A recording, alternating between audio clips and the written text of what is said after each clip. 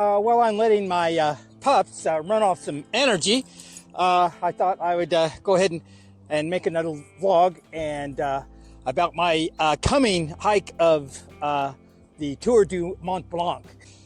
Yeah, it looks like I will not be getting back on the AT this year for a couple of reasons. One, I'm just not ready to leave my two dogs since they're just now a year old and still pups and still a little bit crazy, as you can see. Hey girls, settle down. So I'm not ready to leave them for that length of time right now. And also another reason the AT is kind of off my radar for 2025 is that I'm not quite sure really how well it's going to be rebounding from the hurricane and all the damage that was done. So I'm thinking it might be a good idea just to stay off the trail in 2025 for that reason as well. So that's why I have decided that I'm going to go to Europe and the Alps and hike the Tour du Mont Blanc. Now, I made an announcement in my last video that was my intentions, but I hadn't really done much research at all at that time. Since then, I've done a little bit of research, and I've got a little bit more to share about it. In fact, I watched a video. Eric Hansen evidently did it this year and created a little video about it, and he pretty much agrees with all the other research that I've done, that it's one heck of a hike, lots of ascents. So I'm going to have to make sure that I'm in shape, ready to do that. Also the highest peak is nearly 9,000 feet, which is significantly higher than the highest peak on the Appalachian Trail. So the good thing for me, I live here in San Miguel de Allende, and my home is at 6,700 feet. So in terms of the altitude, I should be fairly well acclimated.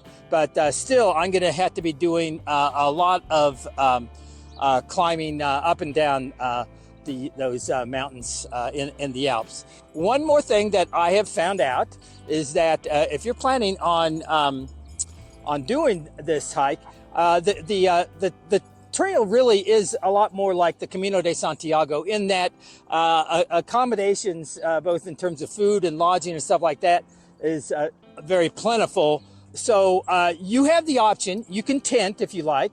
Smoozer, stay here. You can tent if you like.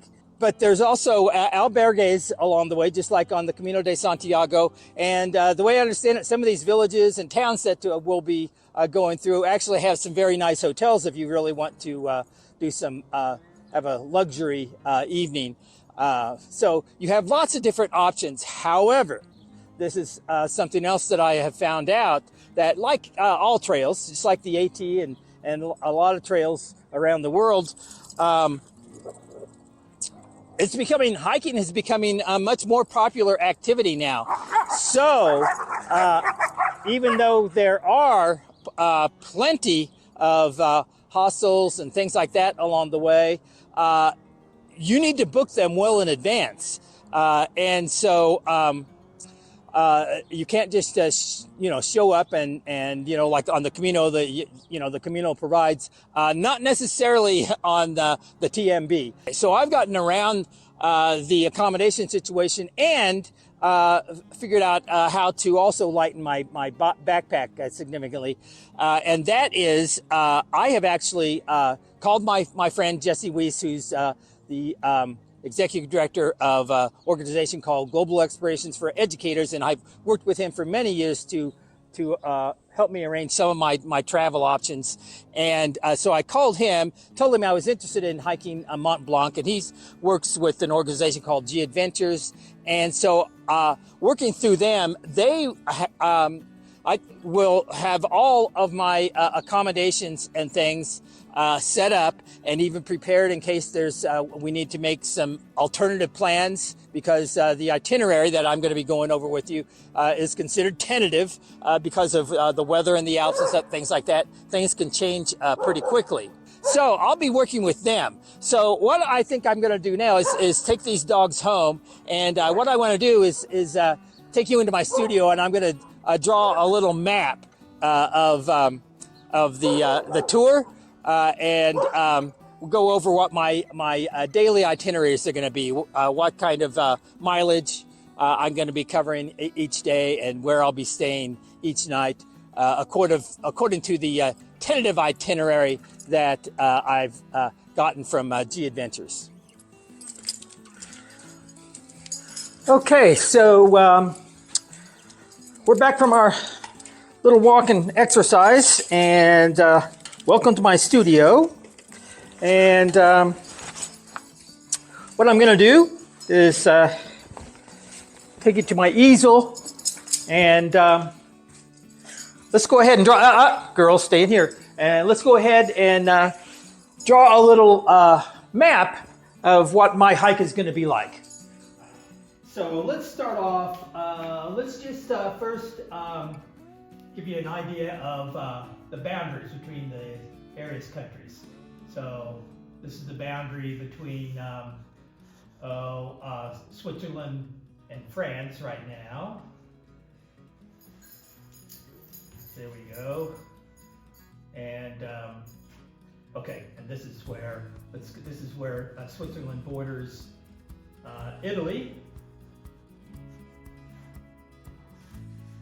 Okay, and then right here is where we continue along with the border of France.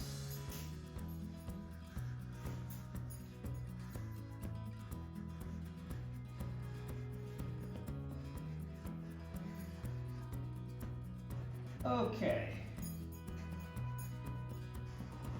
Something like that. Okay, so Switzerland, France, Italy. So the journey actually begins in France, and you actually take a cable car. I think this is actually a cable car. Let me do that in green for the cable car. I think you just, from the town there, there's a little cable car that you take up to where the trail hiking actually begins. So we start right there, and here again, like the Camino de Santiago, I noticed that there are places where we go in different directions. If you use the far out map, sometimes it shows it, and then also in the little guide that they would give you, it would give you sort of like alternative directions to go, depending upon what sites you might want to see. And there's a couple places here on the TMB that shows alternatives, and I think that's mainly because of weather conditions. If the weather conditions get really bad, then I think maybe they take you to a lower route, or a route that will be easier to pass. So it starts right off. You can either go this direction, the trail goes this way, or you can go this way, and then it meets up again here. So depending upon what the trail conditions are, you might go either way. So let's go ahead and draw the trail through France. Let's see.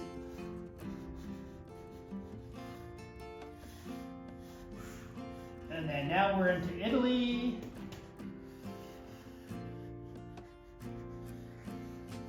This is sort of how the trail goes. Now we're into Switzerland.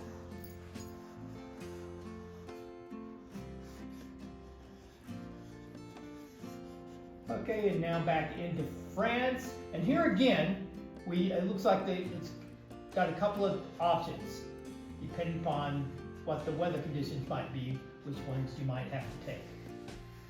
And then right back to our starting point, right there. So that's basically what that's going to be about. So the whole trail, they say is 170 kilometers, or a little over 100 miles, about 105 miles or 170 kilometers for the whole trek. Okay, so now here's my trek that I've got mapped out, and it goes all the way around Mont Blanc. Now, I've done my research, or I've begun my research, and I know a lot more about what to expect now on my trek around Mont Blanc. First of all, Mont Blanc is the highest has the highest peak in all of Western Europe. It's just under 16,000 feet. Here's kind of my itinerary. I will be flying into Geneva. Exactly what day, I don't know. I like to usually arrive about 24 hours before I need to, just so I can sort of get to know the area and experience things a little bit more. So I'll be flying into Geneva. Okay, now, before I go any further, let me apologize to all my French, Italian, and Swiss friends for the pronunciation of all these villages and towns and places that I'm going to pass along the way. I'll do my best, but I'm here in Mexico. I'm still even struggling with the pronunciation of my Spanish. So so I'll fly into Geneva, and then I will take a bus to. In fact, I've got my notes written down right here from the research that I've done. And here again, my pronunciation, I apologize in advance. So I'll be taking a bus to Charmenice. That's where I will actually meet the people that will be I'll be spending the evenings together with in the albergues or hostels or wherever G Adventures has made reservations for us. So from there. And I'll spend the first night there, actually. So on the next day, the 13th, we'll, I believe, take a bus to Les Houches, if I pronounced that correctly. And that is right here. And then once we've taken the bus there, I think we take a cable car up to the actual trail, okay? And then, as I said, when I was mapping this out, the trail actually sort of splits, and we can go one of two ways, and I think that will probably depend on the weather conditions. So I'm going to assume that maybe we'll go this way. If not, we'll go the other way. All right, and then we will be going to Les Contaminés, and that is about right here. Okay, just at the other side of where it's split. So there's essentially two different routes that you could possibly take to get there. All right, so now as far as what I will be seeing, and the reason is this actually passes a Bionese, hopefully I pronounced that at least kind of close, glacier, and that's where, if it's rough weather conditions, we may have to take an alternative route, and I'm not really sure exactly which route that is. I suspect that this is the one where we'll see the glaciers more, since it's closer to the mountain, but I'm not really sure. We'll be taking one of those to get there. And I guess along the way we'll also be passing an old Roman ridge and a Roman bridge before we get to our destination, and that will be the first day. So that will be 15 kilometers or 9 miles approximately, and there'll be 2,952 feet of ascent and 4,265 downhill. There'll be quite a bit of in fact, every day there's going to be quite a bit of up and down. So that was actually day 2, or the first day of hiking. And then the next day, we will be going to Col du Mont Blanc, and that's right here. So we'll be hiking this part of the route right here, okay? And that will be where we'll be spending the next night on the trail. Evidently, we'll have some great views of the Valley des Chapiaux. We'll be climbing 4,265 feet that day, and 2,000 going down 2,952. And here again, just like the day before, that's going to be 15 kilometers or 9 miles. So the next day, we will be going to Courmayeur, which will be this trek right here. And this is the day that we will cross, we will leave France and head into Italy, right there, okay? and we'll be passing several glacial lakes as we head down to into the valley. So yeah, and here again, that will be another 15-kilometer hike or 9 miles. So the first 3 days are all roughly the same distance and both a lot of up and down. And after all of that climbing up and down that we're going to be doing, I think that they have decided that we're going to be kind of pooped. So they've actually planned a 0 day. So the next day we'll be spending in that town. Supposedly it's a nice little town with lots of little things for us to do.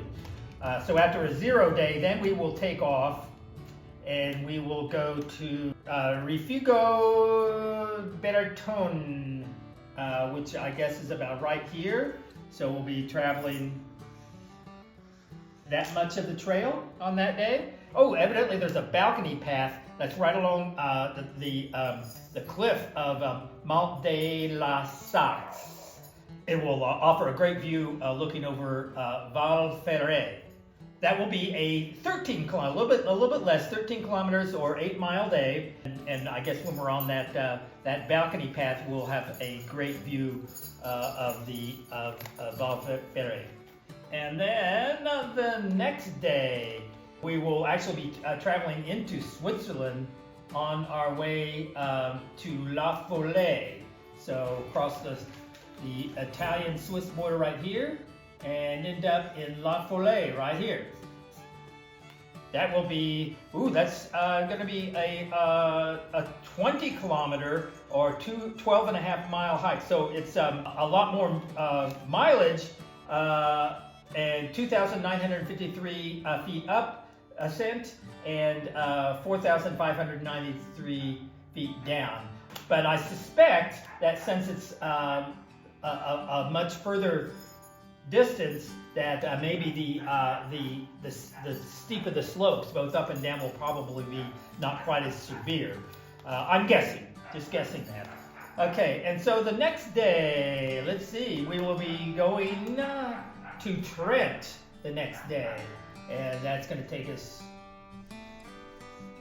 along the trail right to about there. So we're still in Switzerland. We're going to be going up 2,460 feet and down 3,177 feet. And then our last day of hiking then is going to take us back to, and here again, there's an alternative route that we can take depending upon weather, I suspect. And I'm assuming that that's probably going to be the route we'll take if the weather is good enough. And that will take us all the way back to the starting point on our trail, which is Les Houchets, right there. So that should give you a pretty good idea of what my hike is going to be like. And I'm going to continue doing more research and talk maybe a little bit more about what gear I might take and things like that in the future. And as I find out more about some of the sites along the way, I will try to include that in future videos. But that's it.